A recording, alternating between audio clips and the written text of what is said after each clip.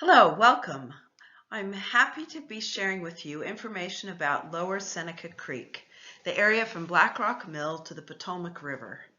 And I am a board member of the Muddy Branch Alliance and also Seneca Creek Watershed Partners. I also run a small nonprofit, Earth Stewardship East, and I'm a master gardener. And I happen to really love this section of Seneca Creek, so I'm glad to share it with you. You can see the arrow where it says start, and I've marked the creek in a blue marker so you can see the section we'll be talking about. The name of Seneca Creek, it's called Great Seneca Creek from its source to the Little Seneca Creek, which comes in at approximately Route 28. And from there to the Potomac, it's referred to simply as Seneca Creek. Seneca Creek is the largest watershed in Montgomery County and covers about 82,000 acres, a third of the county. There are 72 miles of major stream channels, and it has an average flow rate of 62 million gallons a day at Route 28, and it drops in elevation 275 feet. This is the view from Black Rock Bridge looking upstream. And I just wanted to remind you that the Seneca Creek Watershed Partners is a volunteer group. It's free to join. We'd love to have you be part of us. We became a 501c3 in 2013, and you could email us at senecacreekwp@gmail.com. I thought you might like to know a little bit of the history of this part of our county. And I thank Jason Clausen for introducing me to this history book, The History of Montgomery County, which covers the years 1650 to 1879, and it covers information about the Native American tribes that were in Montgomery County. And for this area, they were predominantly the Piscataway, and there were some Seneca of the Seneca tribe, but they were normally more in the New York area that is near the Great Lakes as part of the Six Nations, though they made incursions down to this area. And so I'm assuming that is why someone who named this Seneca Creek named it after the Seneca Indians instead of the Piscataway. It would be interesting to know the story of that. I didn't find more specific information on that. It's interesting also that in 1695, Richard Brightwell patented the 4 miles of property along the Potomac from the Seneca Creek up to Edwards Ferry, and it was known as a great hunting area. In those days, you could hunt buffalo, bear, wolves, and deer in this area, and also there was great fishing on the Potomac River, and this area of land was known as Brightwell's Hunting Quarter. And as we'll now start our journey from Black Rock. So I'm just going to tell you a little bit about Black Rock Mill. This is a photo from the 1970s. By that time, the interior walls and roof had begun to rot and they needed to be removed. There was concern that the entire building would collapse. So they've now created a very beautiful place that people can see what the mill looked like. They've added the roof beams to give you so you can sense what the size of the roof was. And inside there are still some of the gears and other equipment associated with the Black Rock Mill. It's interesting that the patent for this land was granted in 1760 and the mill itself was constructed in 1815. And it was a mill that milled both flour and it was a sawmill, and it was a working mill until a flood in 1920, so it worked for 105 years. Historically, Seneca Creek had about 20 mills along its course and was a very significant source of power for the people living in this portion of Montgomery County. And now it's a great place for recreation. This is a father and son playing in the water on these beautiful stones just north of the Black Rock Mill. And I have to admit, after taking the picture, enjoyed sitting on those rocks and dangling my feet in the water and spending quite a bit of time just having fun there myself. This is the other side of Black Rock Mill Bridge, and you'll see the water's a little deeper here, and this is a place that you will often see individuals and families playing and swimming, and on the banks they're often picnicking. So it's a very heavily used portion of the creek. Unfortunately, areas like the Black Rock Mill that are so popular with the public also end up having a fair amount of trash. So multiple times during the season, I got some young women and young men from our church who serve as missionaries to come on a service project with me to pick up trash both at Black Rock Mill and near Riley's Lock, the Seneca stone cutting mill. So if you ever want to help out when you're out on the trail and see trash, please do pick it up and bring it back home with you and help us keep these trail areas clean. This is what the Seneca Greenway Trail looks like as you leave Black Rock Mill. That's 1.3 miles from this spot to the parking lot at Route 28. It makes for a lovely short hike, and it's though there's a little bit of elevation change, it's an easy walk. So it's something that you can I've taken, Cub Scouts on it, for example, and young kids, and they enjoy it. It's not a difficult hike. And very beautiful, as you see, with the ferns, the moss, the trees. And if you could scan to the right, you'd be able to see Seneca. In the spring, it's very beautiful as you see the trees beginning to leaf out, and they look very lacy. I would encourage you, if you haven't walked the trail, to do it in the springtime. But of course, it's lovely year-round. Each season has its own beauty. And as Bonnie Bell said in her talk when she spoke about the Seneca Greenway Trail in October, she reminded us that there's no bad weather, there's just bad clothing choices. So it can be fun to walk even when the weather's cold or rainy if you've dressed appropriately. One thing I like in the spring is to watch for skunk cabbage. That's the green plant in the middle of this photo. It's interesting. This plant has the capability of actually generating heat. And so it can melt away snow and ice and come up earlier than most other plants. It's one of the advantage that it has is to be able to be up early in the spring. And here it is. They've unfurled even more, the skunk cabbage. And you'll see also that the ferns have emerged. So it's fun to come back to the same spot a few weeks, visit in early spring and then come back again in mid and late spring, because the natural environment is always changing. The water changes, its level fluctuates, the quality of the water changes, and of course the plants around change. And you also may see birds and other creatures that vary over time. This shrub in the foreground is the spice bush. It blooms in the very early spring, and it is the only food source for the larvae, the caterpillars, of the spice bush swallowtail.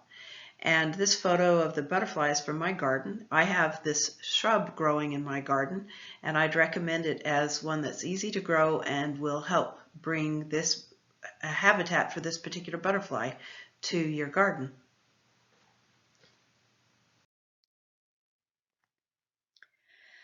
I love the various tree trunks, whether they're standing or they've fallen in our various states of decay. It's just one of the things that's pleasurable about walking these trails is seeing the trees, and also ferns and other plants. There are lovely spring blooming flowers, natives, that you'll find along the trail. The photo on the left is the cut leaf toothwort. The center I thought was hepatica. It looks like that to me, but I may be wrong on the ID on that one. And the one on the right is the bloodroot. So these are just three of many different types of native flowers you'll find. And one of the lovely small blooming flowers in spring is the Erythronium americanum. And if you'd prefer not Latin but just common names, you might call it the yellow dogtooth violet, or I like the name trout lily. And one thing I'll just point out is this little slope, which is covered with hundreds of these native flowers, is unfortunately surrounded on three sides with highly invasive alien plants. So I don't know how long this area will remain native plants. If we don't have, this is one reason why I'm mentioning this, is boy, if we could get more volunteers, because we are right now just a very small group, if we could get more volunteers and have some of our volunteers train as weed warriors, we could go in and start to have an impact on the very serious problem there is of invasive plants. In this area, there's a lot of brambles, as I recall, and also the worst is the burning bush. It's a plant that often is put in people's landscapes. That's a common name. And although it's attractive, it is highly invasive, and it grows 8 to 10 feet tall and 8 to 10 feet wide, and there's just acres and acres of it in this portion of the trail. And here's an up-close photograph, and I hope when you look at this you think, yeah, we really need to preserve our beautiful and important native plants that are part of the ecology of our location, and remove the invasive plants. To give you an idea of the scale of this lovely little treasure, in the center here is a hand to show you how tall this little plant is. And you can see the spotted leaf, and that's the reason it's called the trout lily, is those leaves look a little bit like a fish. You see in the photo on the left, the mayapple, that's another native plant. It's interesting that that plant is, all parts of the plant are toxic, and yet in small amounts it has been used by Native Americans as well as herbalists as a medicinal plant.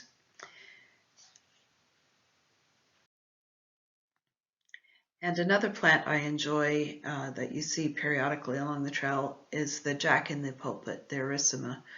And there are both Jill and Jacks. And it's interesting that they're the male and female form of the plant, and the plant decides to be male or female based on how good the conditions are. It takes more energy to be a female because the female plant is the plant that produces the seeds.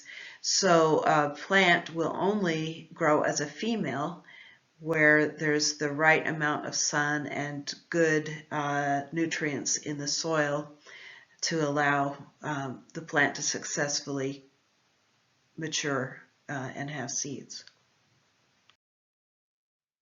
And now, enough of the plants. Back to the Seneca Creek, the beauty of the water itself and the trees.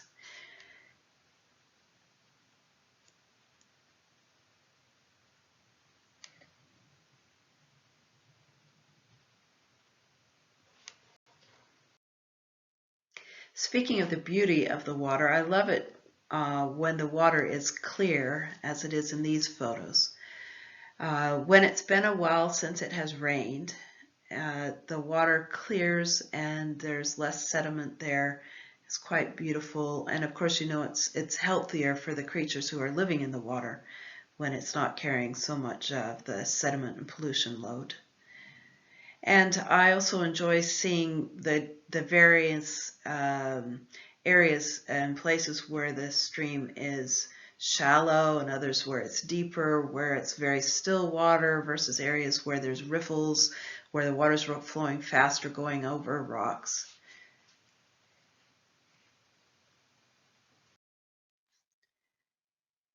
In places there, as you see in this photo, there are areas of sand and gravel, sandbars that are formed and shift over time with the storms.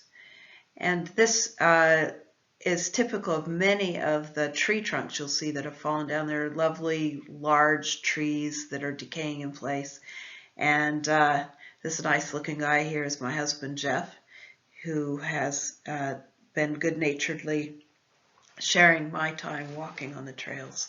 I thought you might like to know a little bit about some of the trees that you're seeing as you walk on the trail. We have beautiful oaks. You know, Maryland has 60 different species of native oaks. I don't know exactly how many different species of oak there are along the Seneca, but that would be interesting to know. Hickories, tulip poplars, of course, love growing along our waterways. American beech. And the nice thing about the beech, they're easy to ID this time of year because they hold their leaves well into winter. There are maples, various species, basswood, and then evergreen eastern white pine. There's a nice stand of them about halfway between Black Rock Mill and Route 28. Although I believe that that stand was likely planted there, I'm guessing 40 or 50 years ago, because you have an area where the trees are all the same size, planted kind of approximately equidistant from each other. So, but it's attractive even if it is not what probably was there originally. And then, of course, there's a nice stand of hemlock. Those are in the area closer to Riley's Lock that you see from the Bluff Trail. Now, it may be other areas of them, but I noticed them there. And this is not a comprehensive list. This is just like a list I made off the top of my head of some of the trees that you see as you walk along. Then there's some smaller, well, there's again with evergreen, the cedars, the Juniper virginiana.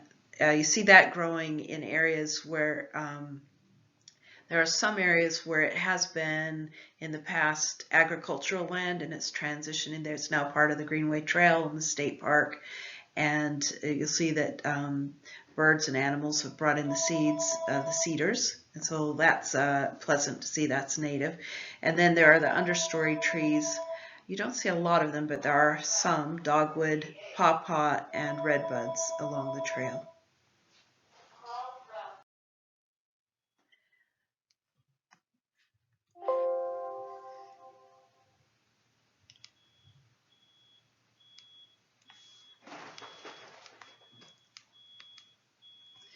There, sorry. This is a slide of the macroinvertebrae that have been collected by one of the volunteers that does stream assessment as a volunteer with the National Audubon Society. And he samples at, I believe, an area of the Seneca Creek near Riffelford Road.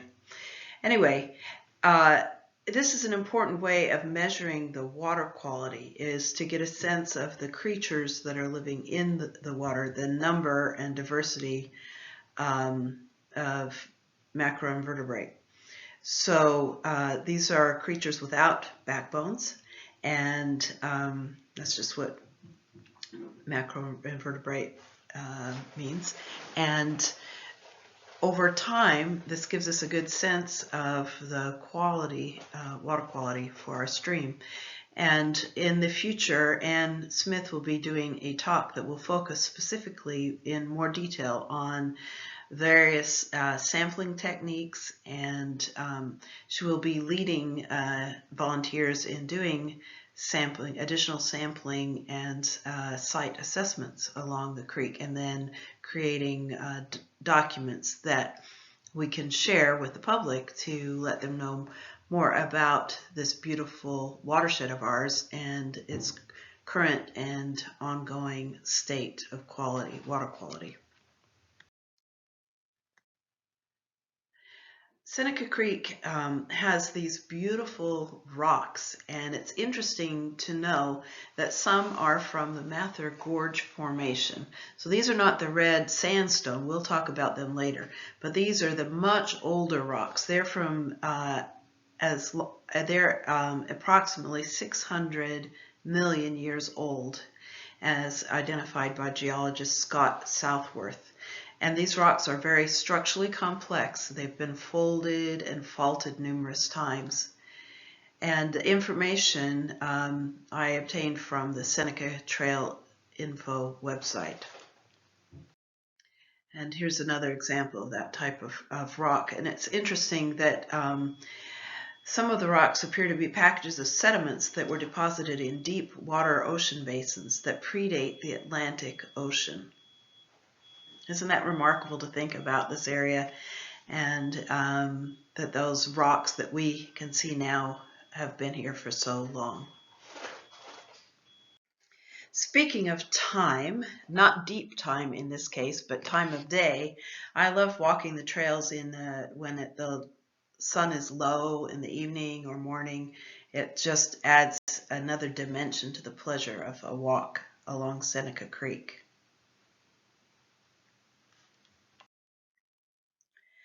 The photo on the left is just an example of one of many small tributaries that come in from the neighborhoods, bringing water to Seneca. And it's important to note that, for example, if you live in the watershed, what you do on your property is important to the eventual quality of the Seneca, and then also, of course, Potomac River, because if there's loose soil being washed away, that adds to the sediment.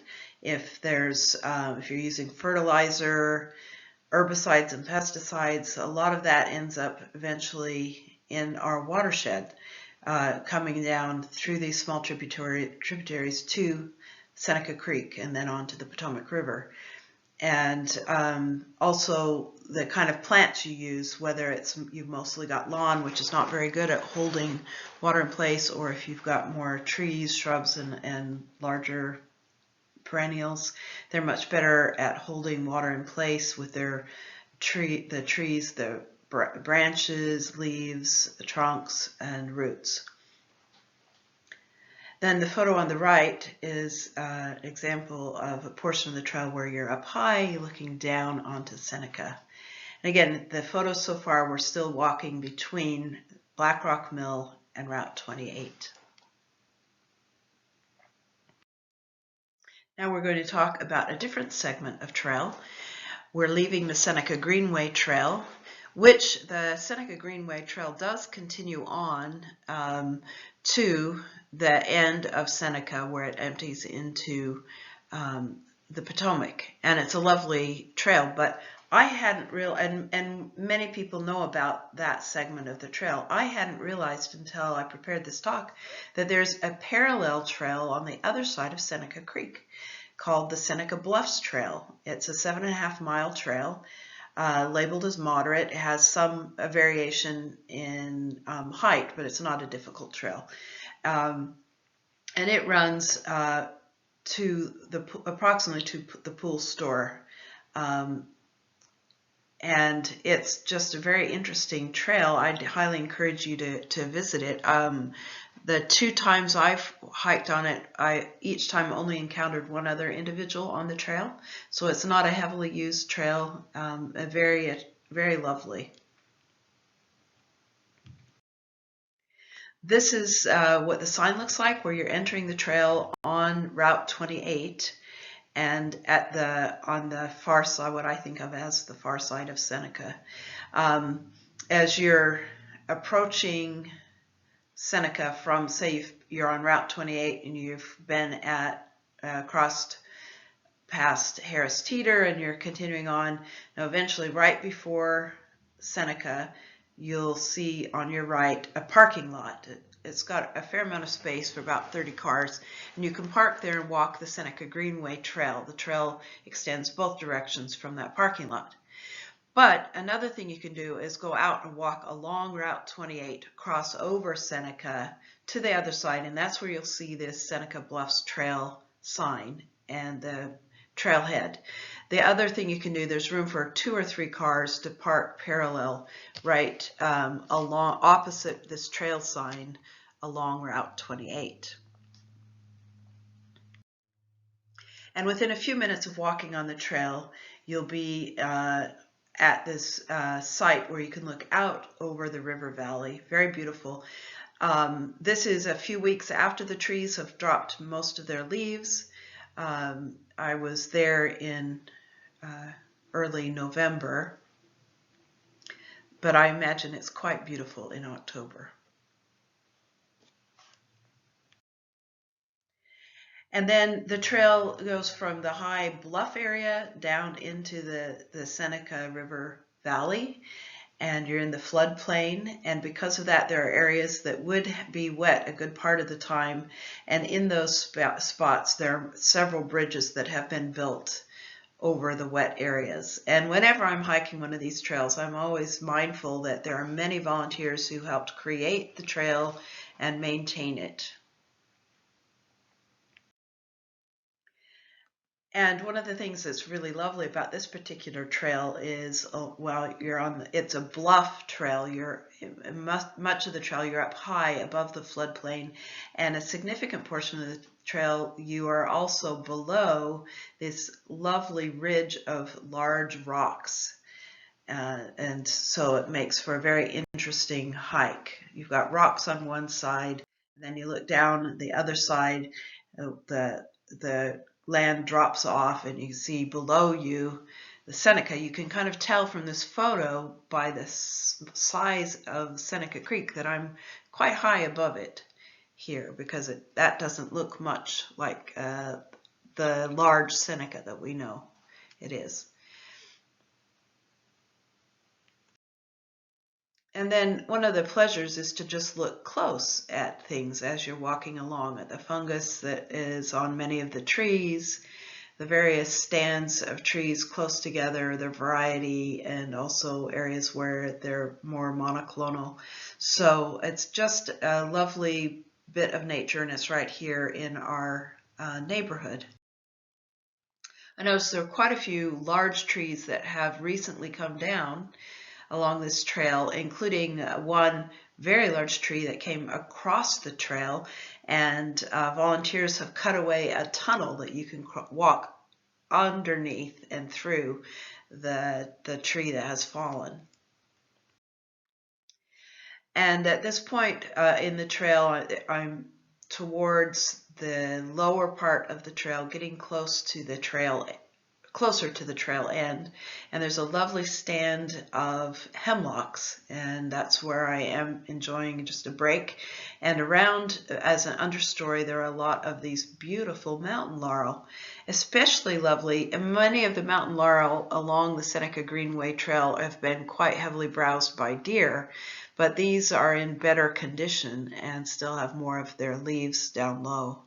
And from this spot where I'm sitting, you can actually look out and over at this drop off, this kind of almost a cliff-like area dropping down to the Seneca Creek. And because there are there's a drop there, a little bit of a waterfall, there's a wonderful sound of the water rushing. It's just a very beautiful spot.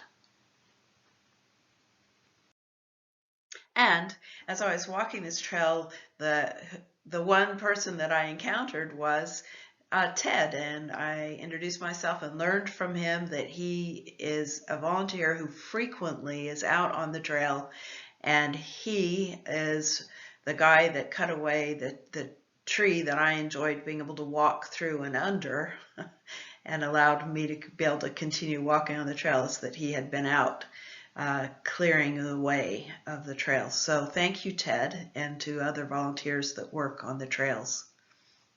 And the photo on the left I did not take. That was, I'm guessing, taken more in October. It was something that was posted on the Darnestown Civic Association page. So, but that gives you an idea of what it looks like a little bit earlier in the fall.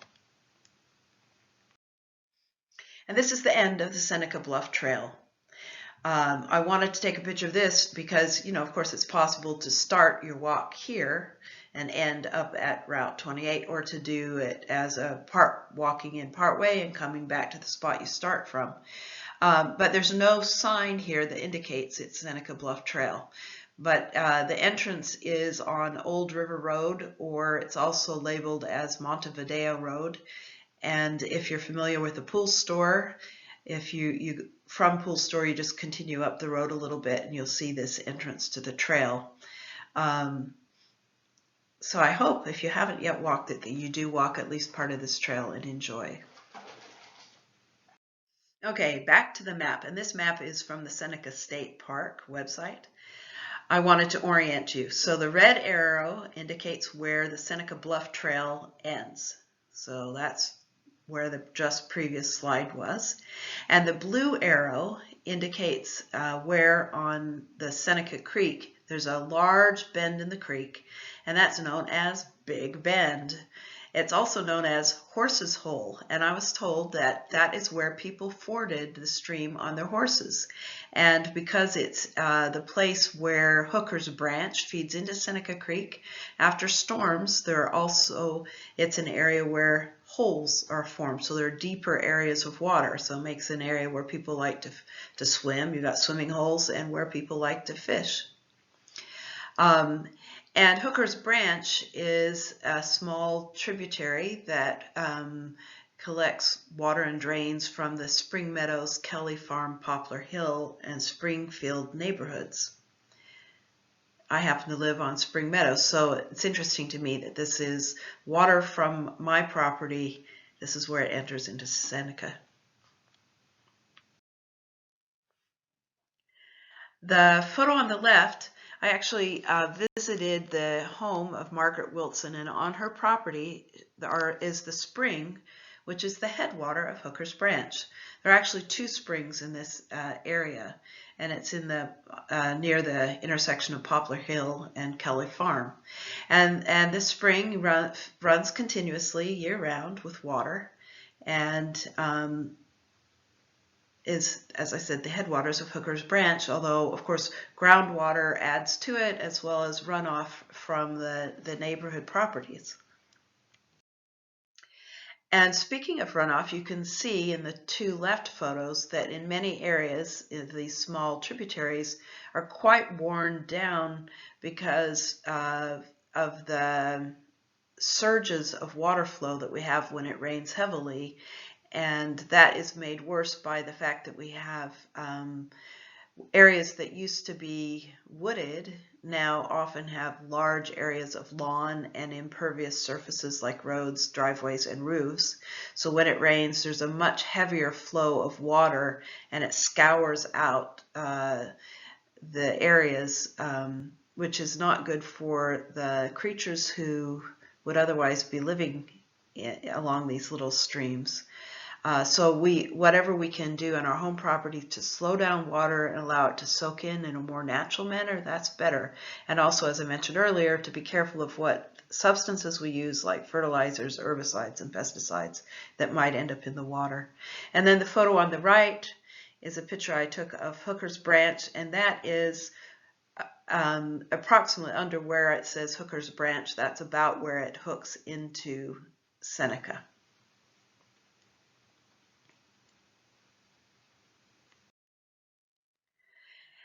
And along this trail, there's the Seneca Greenway Trail actually crosses over Hooker's Branch. And you see in the middle photo, if you're on that portion of the trail, you'll need to risk getting your feet wet because you're crossing over some stones. But it's a hike that's worth taking.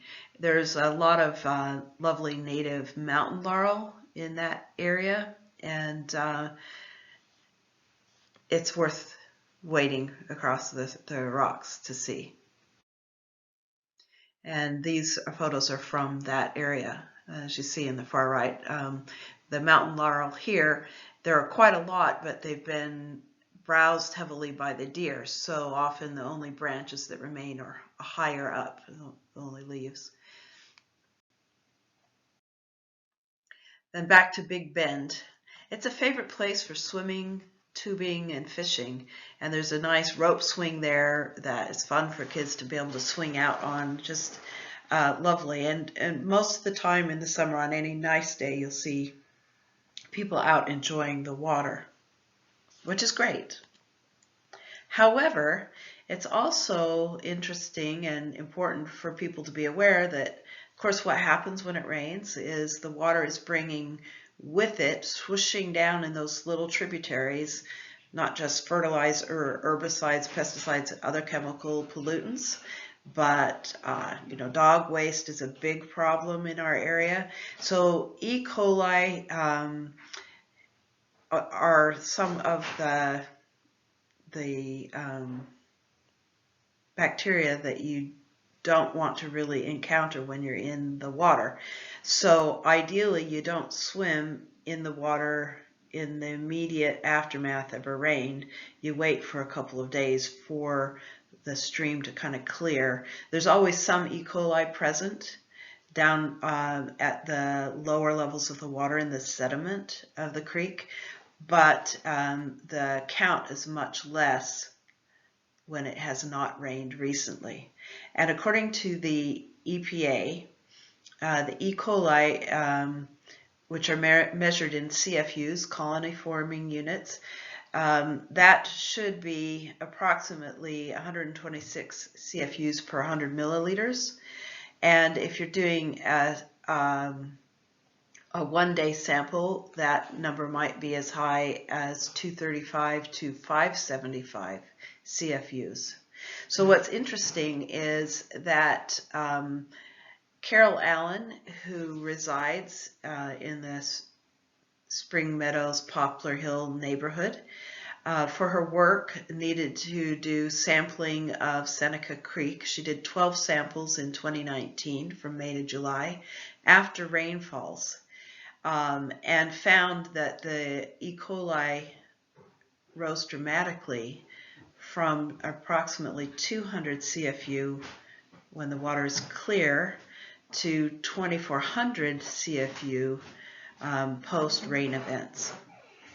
So again, it's great that people are out enjoying the water, but they should be aware of the water quality issues and not be in the water immediately after rain. And also very young children or people with compromised immune systems probably should not go in the water. And obvious precautions like not getting in the water if you have open sores, and to shower off well, and not to swim putting your face in the water. I mean, just basic common sense. So there are no signs or anything that conveys this type of information to people, and it's something that we as Seneca Creek Watershed partners are talking about, is trying to get a better handle on what exactly the water quality is. We're hoping this next year to be able to do some more sampling studies of the water, and then perhaps be able to, in cooperation with our local government and state park officials, find an appropriate way of communicating with the public about the recreational use of the water, which we hope continues, but just in a safe way. And then this is a photo that Carol Allen took, which shows you again what the quality of the water looks like when it's heavily carrying sediments and pollutants. And the water looks like that's going to be high in E. coli. This is another shot from the same area of Big Bend that I took in November, where we had not had rain in some time. The water was very still and very clear.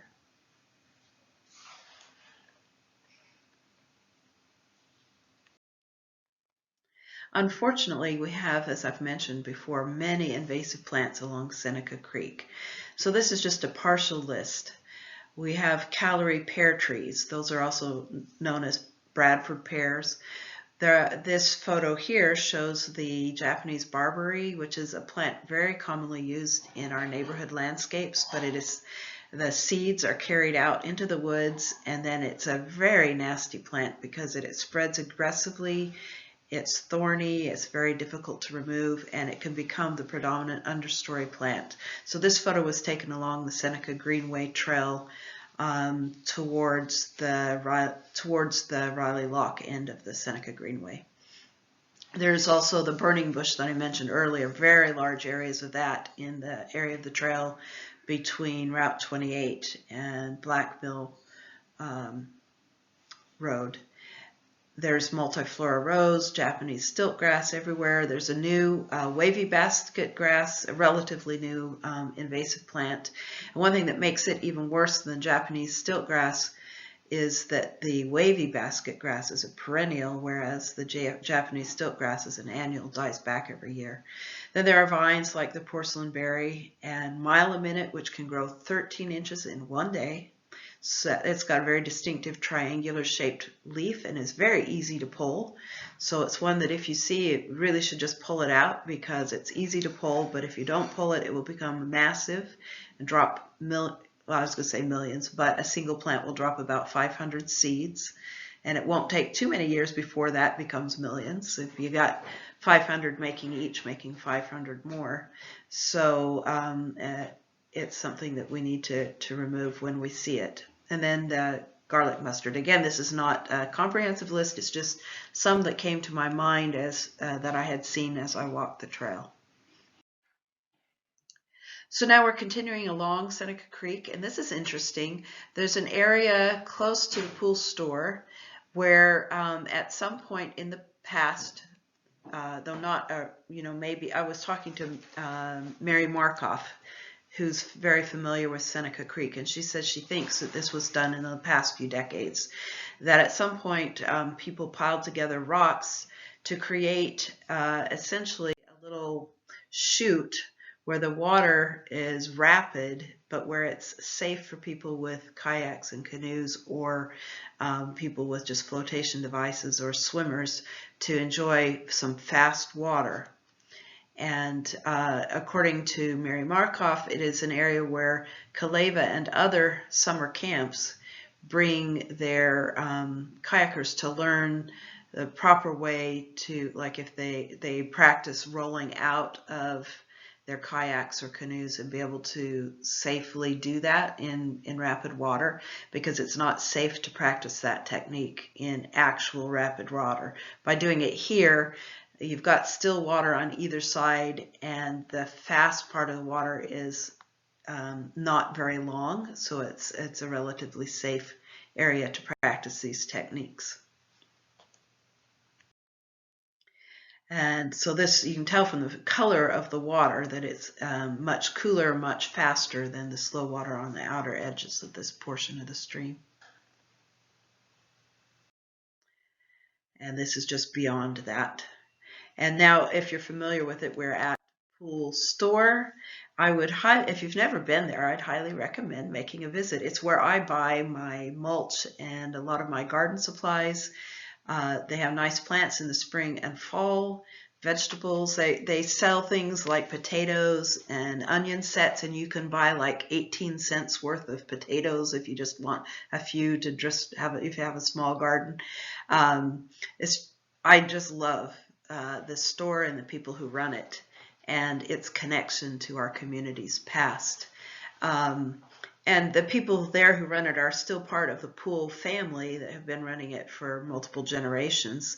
And then there's the beautiful Darby House, which was built in 1855. This store was recently renovated by the county. I actually preferred it before it was renovated, but anyway, it will probably last longer now. But it's interesting. There are several nice historical signs there you can read the history of about these buildings, as well as some Civil War history. And then there's two additional historic markers right near the Seneca Creek, which is to your right from this photo. Another thing that's interesting is there was an old mill on this property. It was known as the Seneca Mill, and it was there for 200 years. Nearly from 1732 to 1931. It was burned down several times and rebuilt, including it burnt after a skirmish in the Civil War in 1863 between Union and Confederate troops. The building was in disrepair, so in 1957 it was torn down when River Road was being improved. And you can still see the mill race behind. If you know where I just showed you the pool store, well, there's a storage, like a cinder block storage structure that's part of the pool store. And just behind that, if you walk behind that, you can see the old cement mill race there. Another interesting historic spot to look at is the oldest surviving one-room schoolhouse in Montgomery County. And that's here just up the road from Pool Store, and it is on part of the Seneca State Park property. It was built in 1866, and it is available to be rented out for students to come and explore history and have an experience in an old one-room schoolhouse. The website is historicmedley.org. And this photo is back at Seneca on a very still evening in November. And isn't it lovely, the reflection of the trees in the water?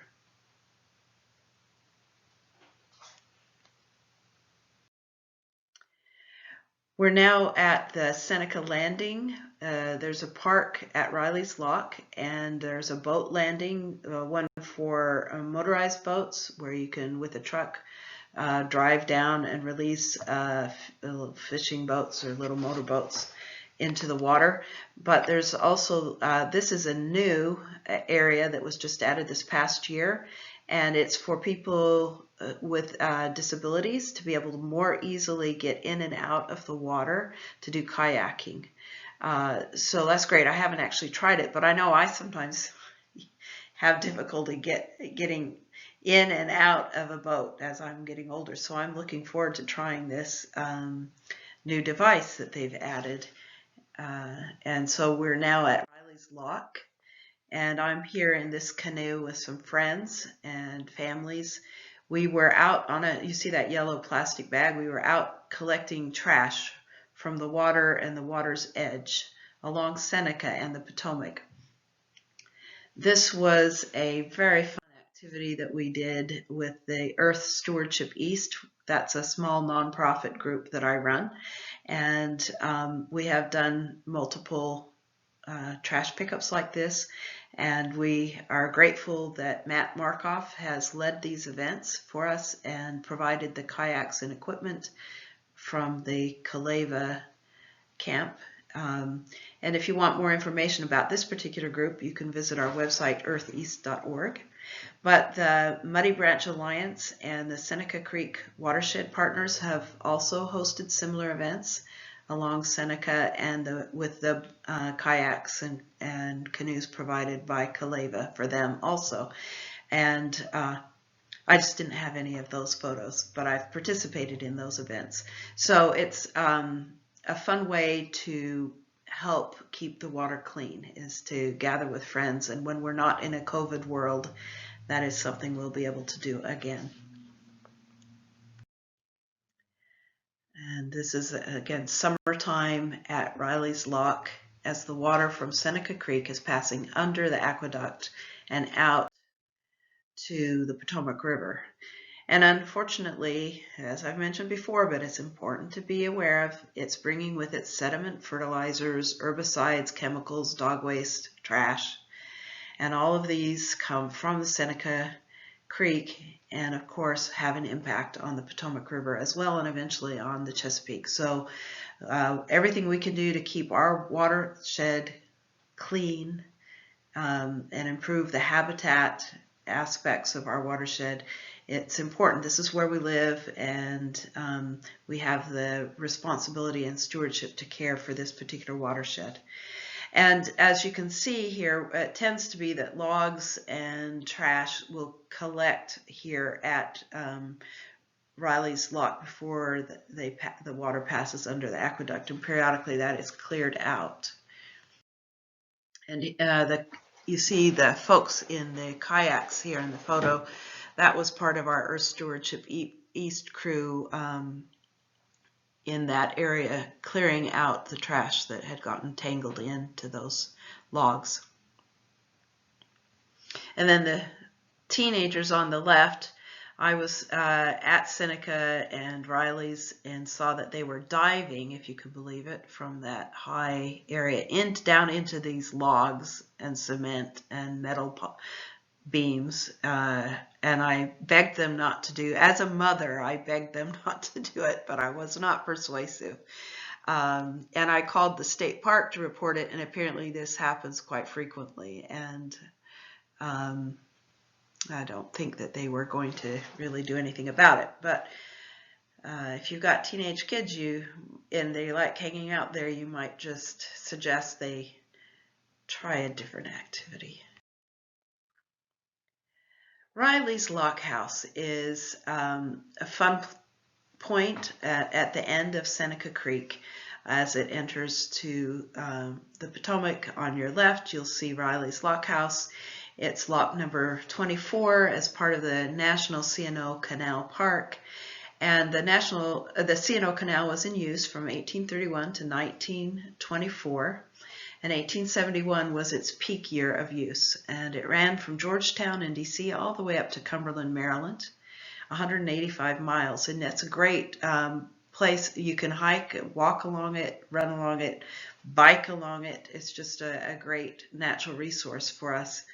Barges navigated through a series of 74 locks. And one thing that I learned is that Riley's Lock is the only place where there's actually a lock on an aqueduct that's part of this system.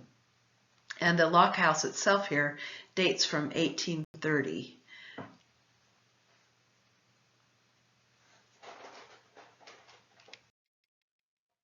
This is a different angle. You can see the lock house in the background, in the foreground, the aqueduct that carried the water of the C&O Canal over Seneca Creek.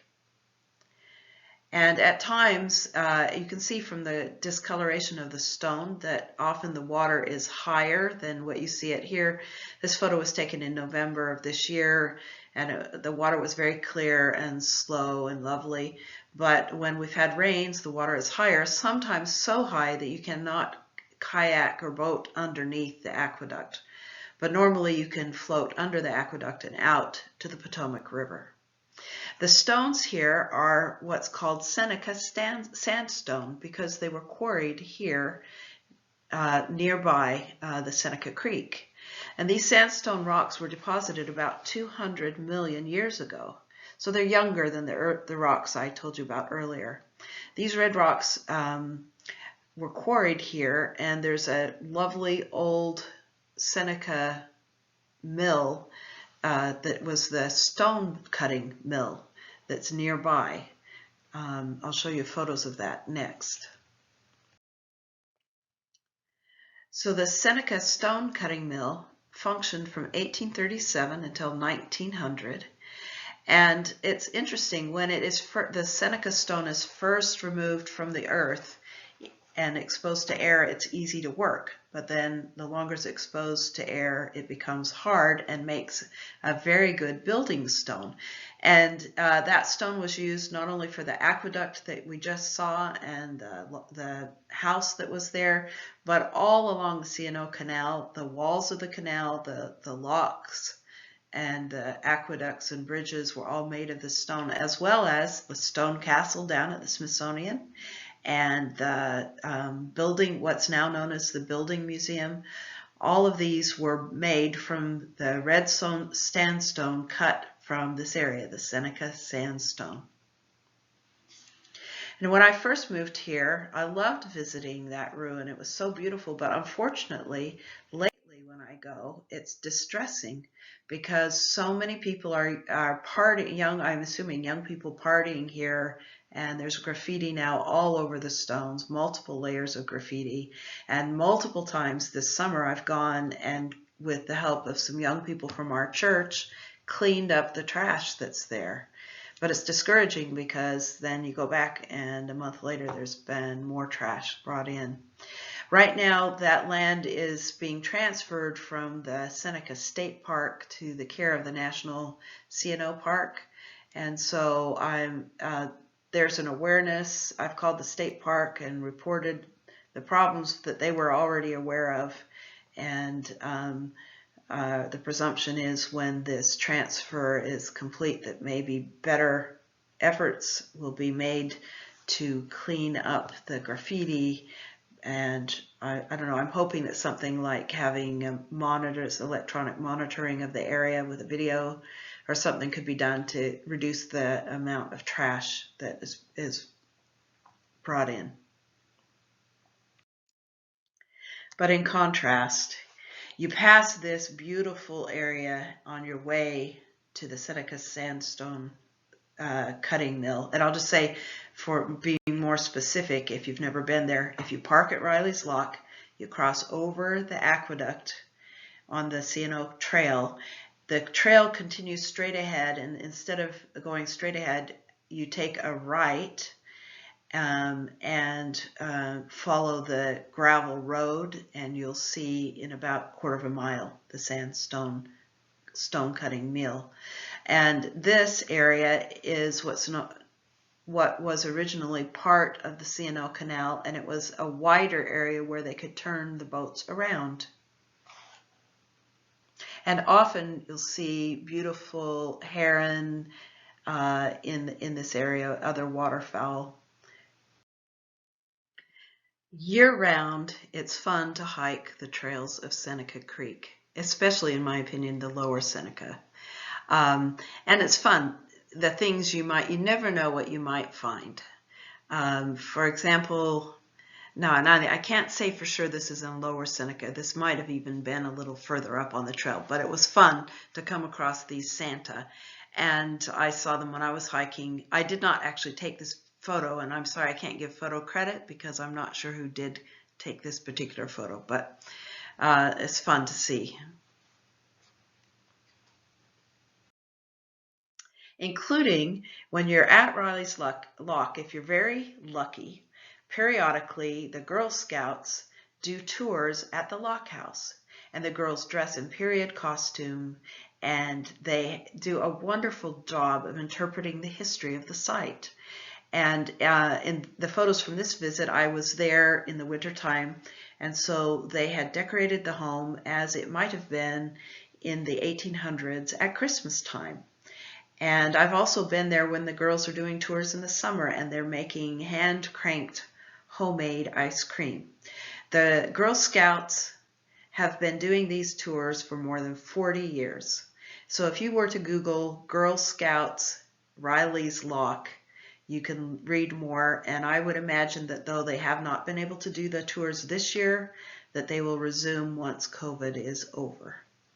And again, it's not all the time, but on set weekends of the year when the Girl Scouts have prepared their talks to do the interpretive history of Riley's Lock. And that's the end.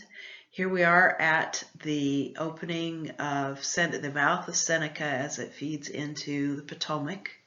And this is a reminder of the email senecacreekwp@gmail.com. We'd love to hear from you if you have questions or you'd like to join our group. Again, we do lots of things. We monitor and try to protect the streams, lake, trails, and watershed of Seneca. And we'd love if you have interesting photos or information you'd like to share with us, please do. Periodically we'll get emails that indicate that a private citizen has seen something of concern and they want to let us know. That's great too. Check out our Facebook page, like us if you want. And again, you can also learn more at the Muddy Branch website.